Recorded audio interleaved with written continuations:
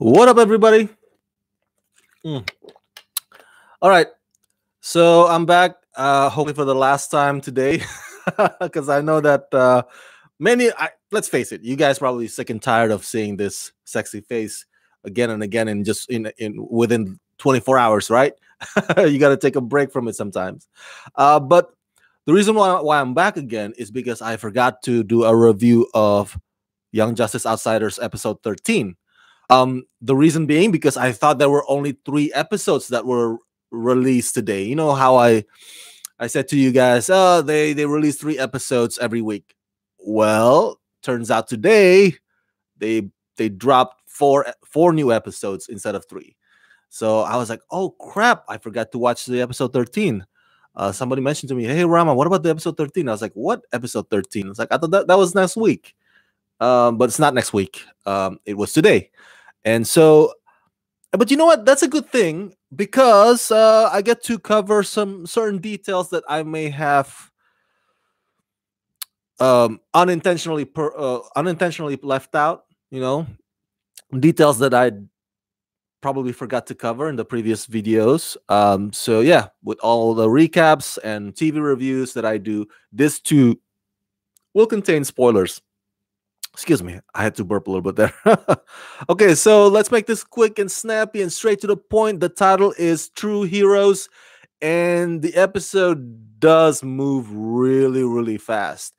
And the reason is that it's really, really action packed, like one after the next. There's no downtime in this episode, and that's a good thing for those of you who may not like, taking a breather. If you're like, come on, give me some action already. Well, you get your wish because that's what episode 13 is about, basically. So there are only 2 big arcs in this one. The first one, Young Justice figures out where Tara is. Tara, of course, is the sister of Breon Markov. Breon is Geoforce, part of the new Young Justice team now. And so, like, okay, we know where your sister is now because of the intel from Batman, Batman and Katana, that whole covered up. And so a bunch of them go to rescue Tara. Meanwhile, Victor, the newest, well, not necessarily member, but the newest addition, has to leave behind.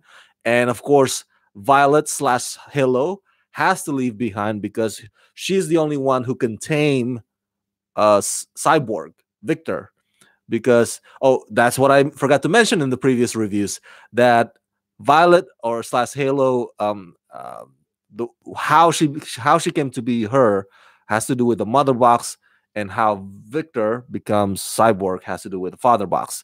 So there's this thing where the power or the ability that Violet has can kind of soothe Cyborg, or at least help him gain control or gain back control of himself instead of having the father box controlling him. So, but that could happen at any moment, and the power over Cyborg that Violet has is temporary. So it's like, oh, we can't have Cyborg out on the field, all of a sudden acting all lunatic and murdery, and just all psycho and just kill everybody in sight. So you leave behind Violet's on babysitting duty. Of course, that kind of rubs Victor the wrong way. Cyborg is like, I hate this. I hate my dad. He's so angry, man. Cyborg's in an angry place, like an angry teen with angst. Meanwhile, so that's one arc. The other arc, of course, the rescue mission. They go to this depot on this. Before they went on the ship, I forgot to mention that Nightwing pretty much gives or debriefs everybody, and it's funny how not everything. What's the word I'm looking for here?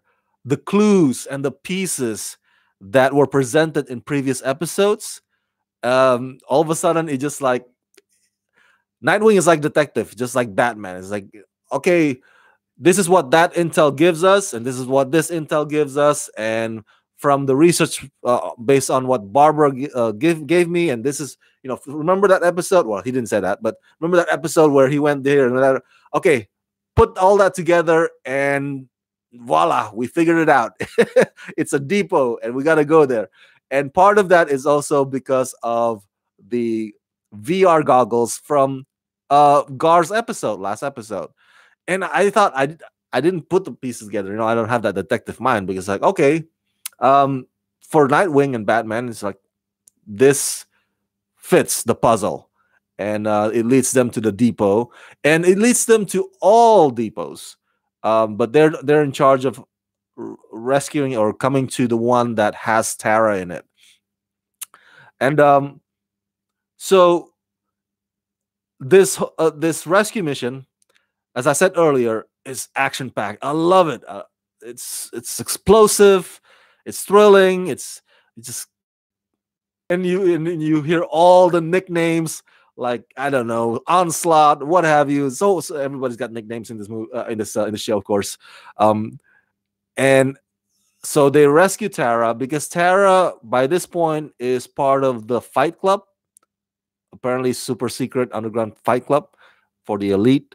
And you know what the first rule of Fight Club is, right? You don't talk about Fight Club. Remember that. Um, so they rescue Tara. Tara gets back on the ship, but Tara's like, no, we gotta go back now. We gotta help them too. So then Tara and Breon also kick ass. And yeah, it's there's not much profundity or depth to this episode. It's just wham bam action man. To simplify it. Uh, that's the same too with, or similar too, with Victor and Violet, because Victor turns evil again, with the cyborg turns evil because of the father box, and then Violet is so emotional, right? Because she feels left out. Like, why do I have to be on this babysitting duty? Why can't I be with my boyfriend out there also helping his sister? And she is feeling all these emotions, and apparently that kind of disrupts her abilities, and so Cyborg takes advantage of that moment. And but so that whole thing is basically Cyborg chasing Violet throughout the whole house, through the entire house.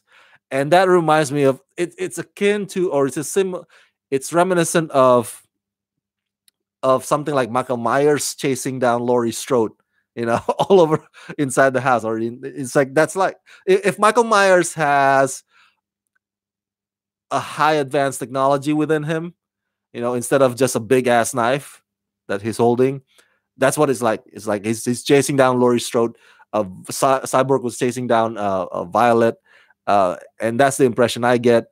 And of course, Violet finally controls her emotion and becomes that thing again that can calm down or soothe down Cyborg.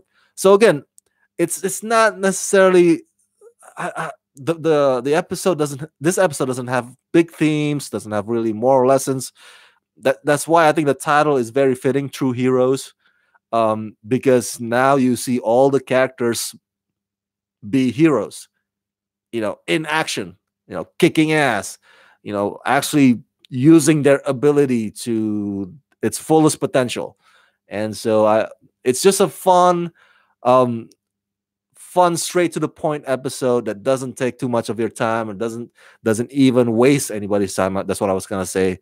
And yeah, enjoyable, entertaining. Yeah, this is pretty fun episode. True Heroes. Go check it out on DC Universe. And thank you so much for tuning in on this live stream special review of Young Justice Outsiders, episode 13. Excuse me. And if oh, by the way, yeah, as always, subscribe to my channel, press that like button, ring that bell so you can get notified whenever I post new videos. And if you can help support this channel, please do so at patreon.com/ramascreen. That's patreon.com/ramascreen. Oh, I almost forgot. I have this on my note on my screen here. That part in the episode where Breon refers to Violet as his girlfriend, and Violet's all giddy about it, like, oh, I'm your girlfriend. I, correct me if I'm wrong, but I don't think that's how it's done in real life. I mean, like, if you want to be exclusive with somebody, like, I know you can announce it to the public, or announce it to your surrounding, but I don't think he has even asked Violet to be, hey, do you want to be my girlfriend? Do you want to be exclusive? I, they just skipped that whole part. It's like, okay, they kiss, and we just have to accept them as together. That cracks me up. That really cracks me up. The writers of this show just don't want to go through the hassle. It's like, you know what? Why? Let's just get to the romantic part already. So, by the way, Violet is in high school, and Brian is an adult. How does that work? Like, what's the age limit in the Young Justice universe? Man, I hope she's at least 16. That's kind of weird and awkward. Brayon is like an older man. But I'm thinking too much into this, I guess. Let me know your thoughts in the comment section below, as always. All right, let's rock this.